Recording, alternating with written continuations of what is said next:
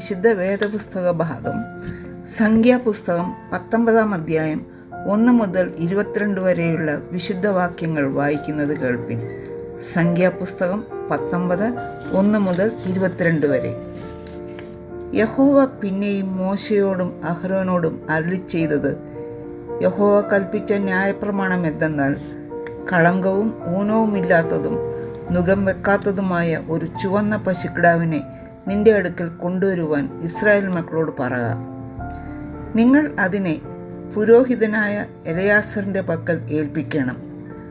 അവൻ അതിനെ പാളയത്തിന് പുറത്തു കൊണ്ടുപോവുകയും ഒരുവൻ അതിനെ അവൻ്റെ മുമ്പിൽ വെച്ച് അറുക്കുകയും വേണം. പുരോഹിതനായ എലയാസർ വിരൽ കൊണ്ട് അതിൻ്റെ രക്തം കുറേ എടുത്ത് സമാഗമന കൂടാരത്തിൻ്റെ മുൻഭാഗത്തിന് നേരെ 7 പ്രാവശ്യം തളിക്കണം. അതിൻ്റെ ശേഷം പശുക്കിടാവിനെ അവൻ കാണുക ചുട്ട് ഭസ്മീകരിക്കണം. അതിൻ്റെ തോലും മാംസവും രക്തവും ചാണകവും കൂടെ ചുടണം. പിന്നെ പുരോഹിതൻ ദേവദാരു, ഈസോപ്പ്, ചുവപ്പുനൂൽ എന്നിവ എടുത്ത് പശുക്കിടാവിനെ ചുടുന്ന തീയുടെ നടുവിൽ ഇടണം. അനന്തരം പുരോഹിതൻ വസ്ത്രമലക്കി ദേഹം വെള്ളത്തിൽ കഴുകിയ ശേഷം പാളയത്തിലേക്ക് വരികയും സന്ധ്യ വരെ അശുദ്ധനായിരിക്കുകയും വേണം. അതിനെ ചുട്ടവനും വസ്ത്രമലക്കി ദേഹം വെള്ളത്തിൽ കഴുകുകയും സന്ധ്യ വരെ അശുദ്ധനായിരിക്കുകയും വേണം. പിന്നെ ശുദ്ധിയുള്ള ഒരുത്തൻ പശുക്കിടാവിൻ്റെ ഭസ്മം വാരി പാളയത്തിന് പുറത്ത് വെടിപ്പുള്ള ഒരു സ്ഥലത്ത് വെക്കണം. അത് ഇസ്രായേൽ മക്കളുടെ സഭയ്ക്കും വേണ്ടി ശുദ്ധീകരണ ജലത്തിനായി സൂക്ഷിച്ചു വെക്കണം. അതൊരു പാപയാഗം. പശുക്കിടാവിൻ്റെ ഭസ്മം വാരിയവനും വസ്ത്രമലക്കി സന്ധ്യ വരെ അശുദ്ധനായിരിക്കണം. ഇസ്രായേൽ മക്കൾക്കും അവരുടെ ഇടയിൽ വന്നു പാർക്കുന്ന പരദേശിക്കും ഇത് എന്നേക്കുമുള്ള ചട്ടമായിരിക്കണം. യാതൊരു മനുഷ്യൻ്റെയും ശവം തൊടുന്നവൻ 7 ദിവസം അശുദ്ധനായിരിക്കണം. അവൻ 3-ാം ദിവസവും 7-ാം ദിവസവും ഒരു വെള്ളം കൊണ്ട് തന്നെ തന്നെത്താൻ ശുദ്ധീകരിക്കണം. അങ്ങനെ അവൻ ശുദ്ധിയുള്ളവനാകും. എന്നാൽ 3-ാം ദിവസം തന്നെ ശുദ്ധീകരിക്കാഞ്ഞാൽ 7-ാം ദിവസം അവൻ ശുദ്ധിയുള്ളവനാകയില്ല.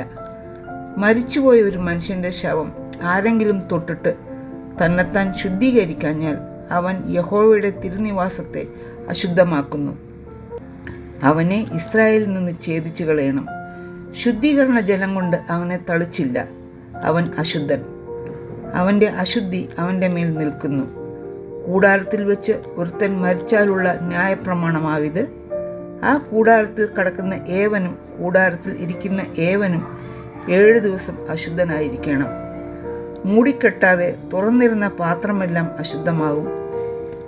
വെളിയിൽ വെച്ച് വാളാൽ കൊല്ലപ്പെട്ട ഒരുത്തനെയോ മരിച്ചുപോയ ഒരുത്തനെയോ മനുഷ്യൻ്റെ അസ്ഥിയെയോ ഒരു ശവക്കുഴിയെയോ തൊടുന്നവൻ എല്ലാം 7 ദിവസം അശുദ്ധനായിരിക്കണം. അശുദ്ധനായി തീരുന്നതിനു വേണ്ടി പാപയാഗം ചുട്ട ഭസ്മമെടുത്ത് ഒരു പാത്രത്തിലിട്ട് അതിൽ ഉറവ് വെള്ളം ഒഴിക്കണം. പിന്നെ ശുദ്ധിയുള്ള ഒരുത്തൻ ഈസോപ്പെടുത്ത് വെള്ളത്തിൽ മുക്കി കൂടാരത്തെയും സകല പാത്രങ്ങളെയും അവിടെ ഉണ്ടായിരുന്ന ആളുകളെയും അസ്ഥിയെയോ കൊല്ലപ്പെട്ട ഒരുത്തനെയോ മരിച്ചുപോയ ഒരുത്തനെയോ ഒരു ശവക്കുഴിയെയോ തൊട്ടവനെയും തളിക്കണം. ശുദ്ധിയുള്ളവൻ അശുദ്ധനായി തീർന്നവനെ 3-ാം ദിവസവും 7-ാം ദിവസവും തളിക്കണം.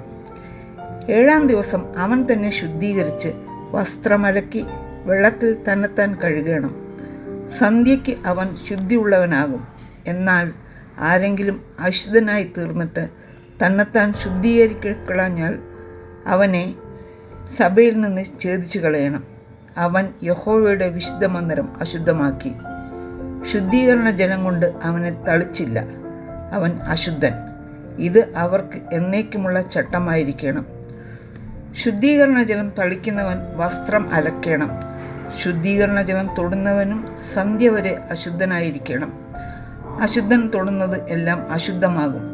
അത് തൊടുന്നവനും സന്ധ്യ വരെ അശുദ്ധനായിരിക്കണം. ഇവിടെ നിശ്ചയിക്കപ്പെട്ട വിശുദ്ധ വേദഭാഗം വായിച്ചു തീരുന്നു.